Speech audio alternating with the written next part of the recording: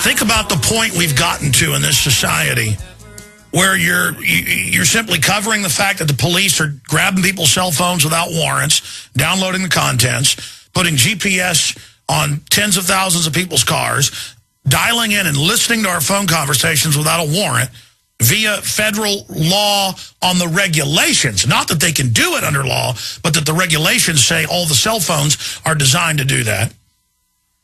You understand that? And it just goes on and on and on with hundreds of examples, government completely out of control. I saw a report just last week where, and actually Randy Kelton predicted this, where 46 states' attorney generals are making deals with the big banks. And in the deals, they're forgiving them for all the stuff they've stolen, because that's their political bosses, and actually changing the state laws and state regulations so they're allowed to steal your house. It's like, oh my gosh, you really have been stealing everything. People are upset about this. The law says it's illegal.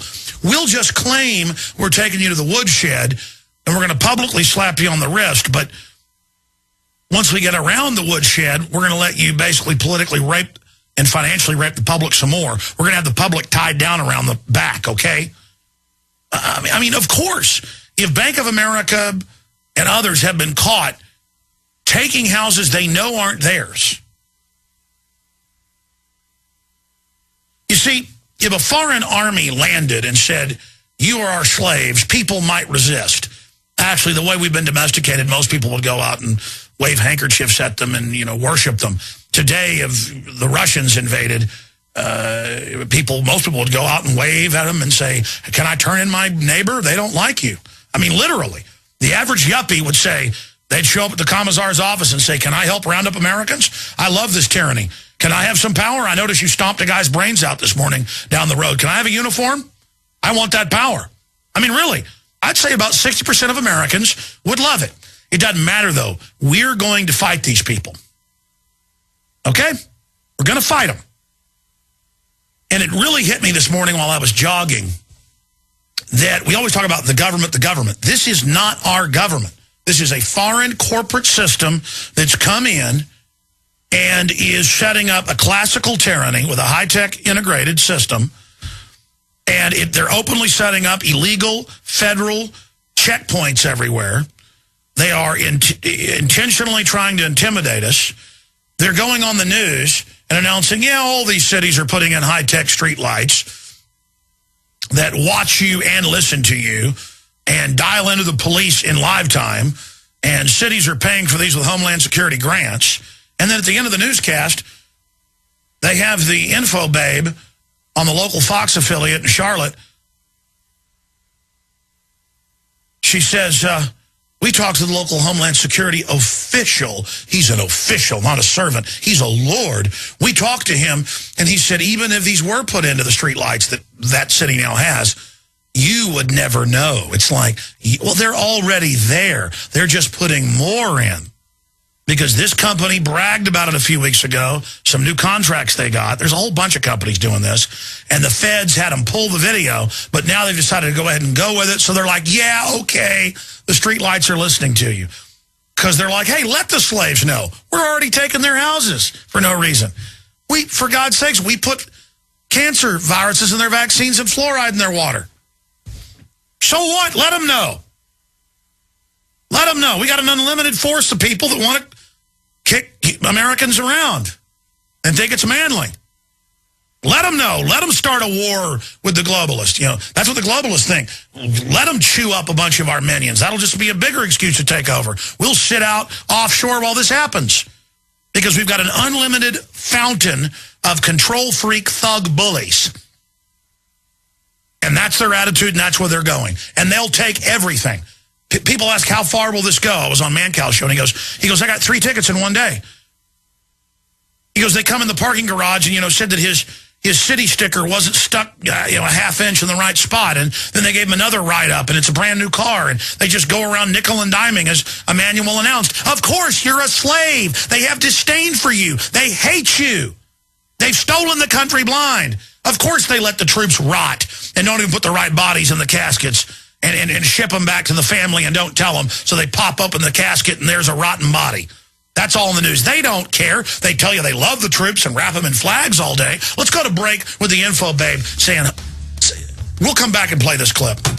The toll-free number to join us is 800-259-9231. 800-259-9231. You see, I'm awake. I got my head screwed on. I've studied history. I got my head screwed on straight. And so I know tyranny when I see it. I knew all this was coming. I told you.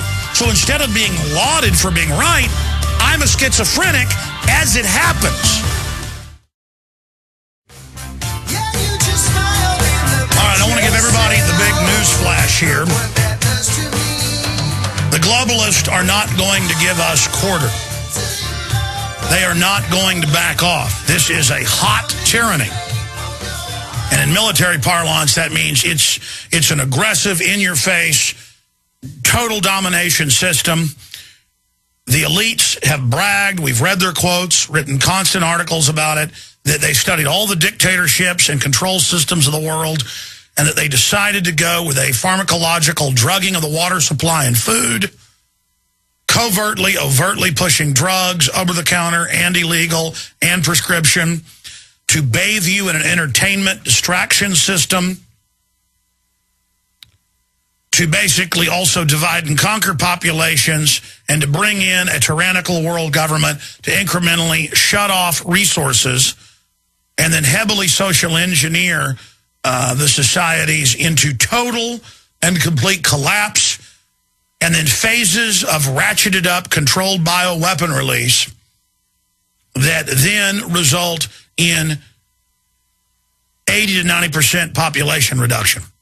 And that's Rockefeller Foundation, that's Eric Pianka, that's Ted Turner, Prince Philip, Prince Charles, Jacques Cousteau, Club of Rome, Bilderberg. I've made films, I've written articles, I've linked to the Rockefeller Foundation, and I'm sorry if that sounds like you woke up in a science fiction nightmare movie. We're not in 1950 anymore. You know, now, growing up, I always thought, why is so much of what's in these science fiction movies actually coming true? That's because a lot of those top writers are very informed and know what the elites are up to. And it turns out through the big science fiction clubs, they've bragged that they actually use certain writers to put these ideas out decades before. Isaac Asimov, Frank Herbert, Robert A. Heinlein. You know, Heinlein stuff is the only fiction books at West Point and Army War College that they have them read. And, of course, you read it, not the movie, the book. The rapid deployed infantry, the bionic suits, the all-volunteer military, the global government. Would you like to know more? You know, the point is that if we can get it out to people, the fact that it's a scientific dictatorship that's taken over, that it's run by ultra-rich robber baron families who 160 years ago publicly hired the top scientists of Germany, England, and the U.S. and had public conferences calling for a scientific dictatorship. Just type that term in and you'll get all these famous Nobel Prize winners. Bertrand Russell, I mean, the list goes on and on. H.G. Wells, people writing nonfiction books, in some cases 100 years ago, saying we'll genetically engineer people, we'll drug the population, we'll set up a world government. If we have to, we'll nuke countries and make them, we'll end the family. So it's impossible for anyone to ever rebel against us. This is how we'll do it. We'll use the Roman model of breaking the men and women up and setting the women up as the boss. We'll call it feminism.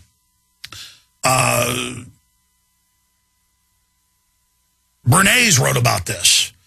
Department of War was actually hired in the 20s to break up the family. They said the families are too strong. We can't lower American education level. We got to defeat these people. And he wrote books about this. You can go read it. Propaganda and others. We need you to break up the family. How are you going to do it? And he said, well, we'll tell women it's stylish to have lots of sexual partners.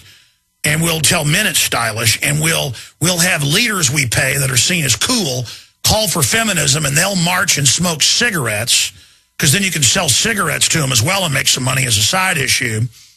And he said thousands of things that they implemented and totally got. And he said, then that way you'll get your goal of having the women all working too, so that they can pay double taxes, and so the state will raise the kids. That is your goal, correct? And they had these big conferences with all the German psychiatrists there. Skull and Bones actually set all that up and funded that in the 1830s, 1840s. The Charlotte Iserby talk, she has all the documents. It's up at prisonplanet.tv. It's in the special reports area. It's just incredible. Of course, her dad and grandfather were both Skull and Bones high level. And you learn about it. I mean, it's all dog training. But the end game is not world government. World government is only completing the gallows. And then once the world government's complete, they march you up to the top. And, of course, they soft kill you. You're like, why is Magic Johnson not get sick from HIV and doesn't take the drugs, but everybody else is? Well, he said he was given the cure if he would promote the fake cures. I told you back then, 16 years ago, he was given the cure 20 years ago that he'd be just fine. Because they have cures for everything they do to us. And now he's lived, quote, 20 years with it, and he's just fine. My dad, reading medical literature, when I was in high school and college, I would get real paranoid if I'd been promiscuous. And he'd say, well, you shouldn't be doing it anyways because it's bad and such, but you can catch other diseases. But he said HIV is a race-specific bioweapon. It's very hard to get it. Only time Caucasians get it is if they're already hemophiliacs or have debilitated immune systems and have used dirty drugs, methamphetamine and things that have been cooked up in bathtubs where they can't get the core ingredients, so they have to use other toxic ingredients and don't properly separate off the heavy metals. That then kills the T lymphocytes or weakens them that would normally be able to recognize or fight off the HIV variant. I'm like, how do you know all this? He goes, oh, here's the literature. It's all the doctors, the research scientists, they all know it.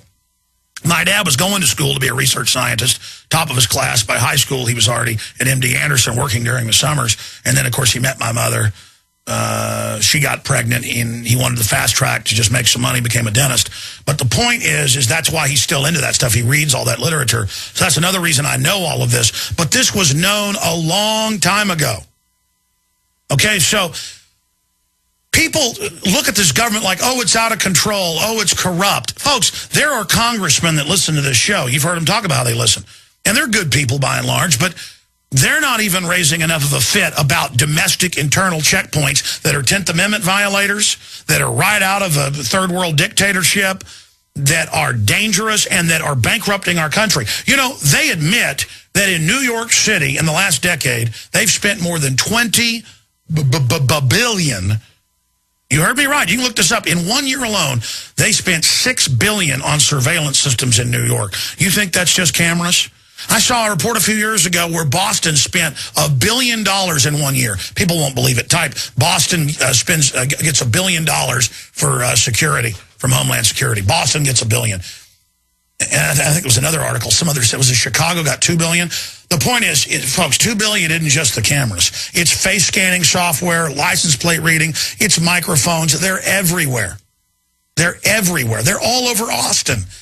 And finally, about a year ago, I heard KLBJ doing the local news, and they said, oh, yes, federal grants are putting in additional face scanning and license plate reading systems in Austin and gunshot detectors. They're not gunshot detectors. They're microphones. The company that got the grant in Congress that it says they're microphones, and they brag how they can listen to conversations at 200 yards away, how it's run through a digital algorithm, and how now when they're able to get a sample of your voice print, like when you talk into Google, and it's voice identification, when you want to find a website, give me where movies are showing. Where's The Thing showing tonight? And it then tells you, or it then takes you there. They're getting your voice print right there attached to your phone. Now you're walking. It hears you. It goes into an AI system. It's recorded. You think your cell phone can do powerful stuff? What about fake transformer boxes and light poles just jam-packed with it? They announced a year ago they're going to have all of the regular mail delivery USPS driving around with snooper systems grabbing all your data. Again, getting intelligence on you, not because you're bad, but because they're criminals. Oh, the idiot driving the vehicle's a compartmentalized fluoride head.